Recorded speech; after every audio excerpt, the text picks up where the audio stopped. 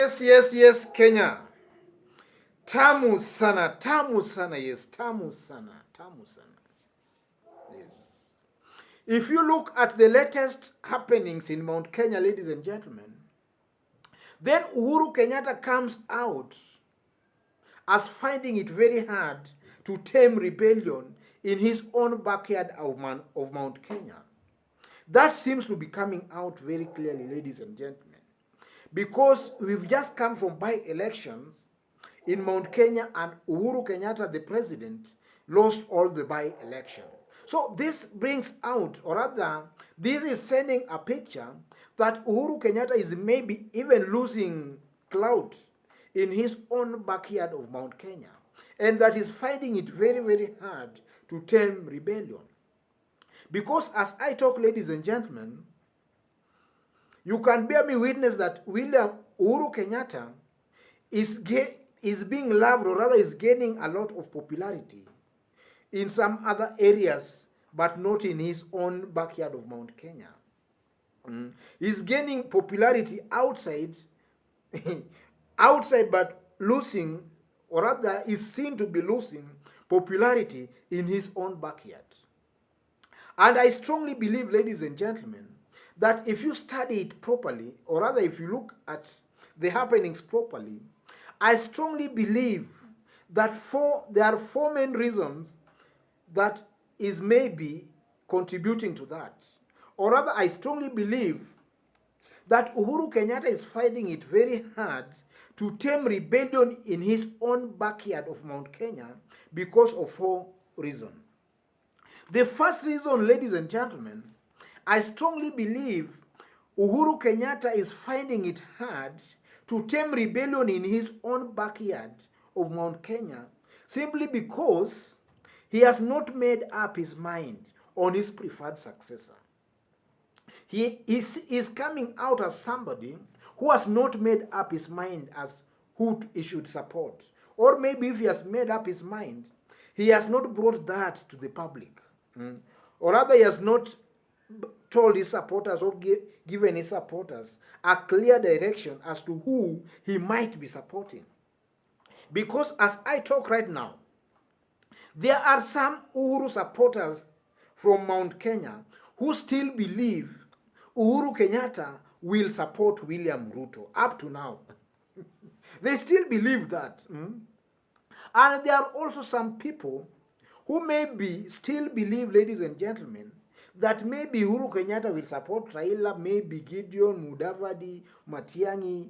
So Uhuru Kenyatta has not given a clear direction as to who his preferred successor is.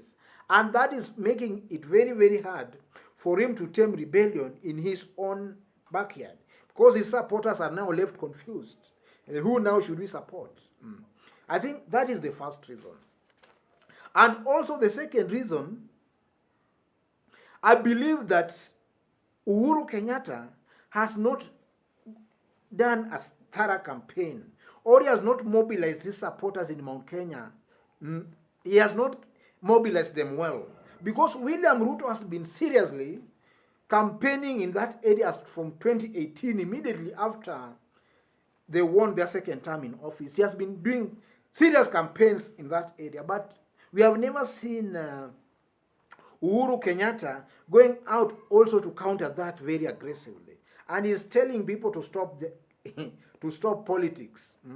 So he has not gone out to really counter the inroads William Ruto has been trying to make in that area.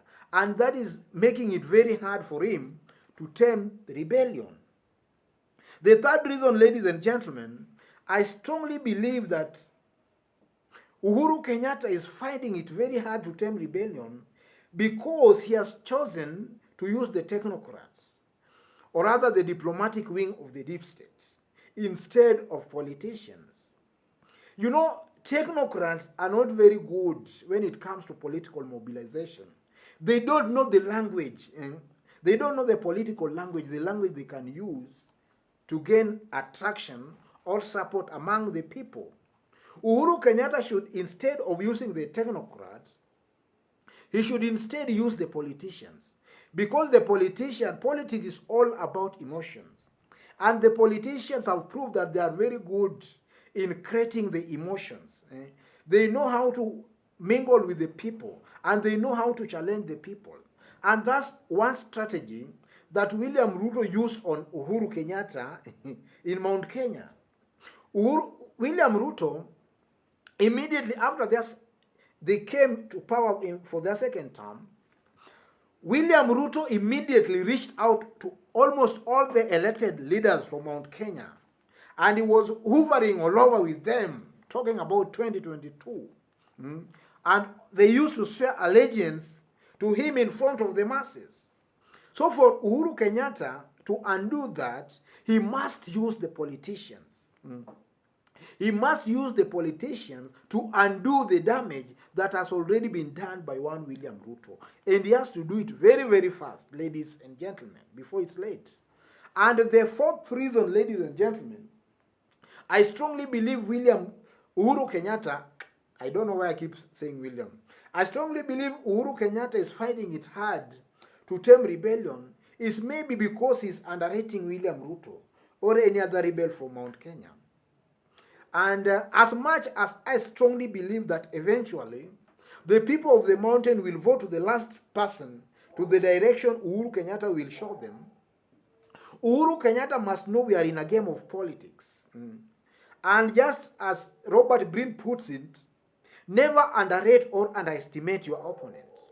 You might be very, very strong, even 10 times stronger than your opponent, but you must never make a mistake of underrating your opponent. Because if you underrate your opponent, then there can, in politics we also have surprises. Your opponent can mingle his way around you and just surprise you because you underrated that opponent. So Uhuru Kenyatta should take all his opponents, or rather all the rebels, seriously. All the rebels who are fighting him in Mount Kenya, he should face them head on, without any fear or any mercy. Let him go full throttle. Let it be war. Let him deal with them mercilessly, without any fear or any doubt. He should not underestimate them. Because the moment if he continues underestimating them, these people are growing stronger and stronger, and before Uhuru realizes, these people will be even stronger than him. So he has to declare war with these people and let him fight that war to the bitter end without any mercy or fear or any favor. He has to do that, and he should do that very, very fast, ladies and gentlemen. But alternatively, ladies and gentlemen, Uhuru Kenyatta might also be applying a very smart strategy as described in the 48 Laws of Power. Conceal your intention. I keep referring to that here. Uhuru Kenyatta might be having a plan that nobody expects. And maybe he's just playing his cards close to his chest, so that at the opportune moment, he will release the surprise. He will unleash the surprise. Or rather the magic card. That's also a possibility. Uhuru Kenyatta might appear to be weak now, but eventually might have the last laugh, because he has kept his cards close to his chest. And that's also, in one way or the other, some kind of smart strategy. He may or may not know what he's doing, but maybe he's keeping his cards close to his chest to unleash a surprise. Otherwise, folks, I strongly believe that those are the reasons that might be making it very, very hard for President Uhuru Kenyatta to tame the rebellion. We are now heading to Kiambaa parliamentary by-election. And Uhuru Kenyatta should do all it takes to make sure he wins that seat through whichever means. He has to win that seat. Because again, if he loses that seat, he should now not relax or assume things. If he loses the Kiambaa parliamentary by-election, then it's just going to give his opponents the impetus now to beat the people, or rather to mobilize the people into a particular direction that is contrary to the president's direction. Because we know, ladies and gentlemen, that Uhuru and Raila are now heading to Kisumu. So let's wait for that and see the fireworks that is also going to come out of there. So for today, let's conclude there. If you've bumped on this YouTube channel for the very first time, tap on the subscription button and also on the notification bell. And also kindly give this video a like. Tamu sana, tamu sana, tamu sana. Thank you.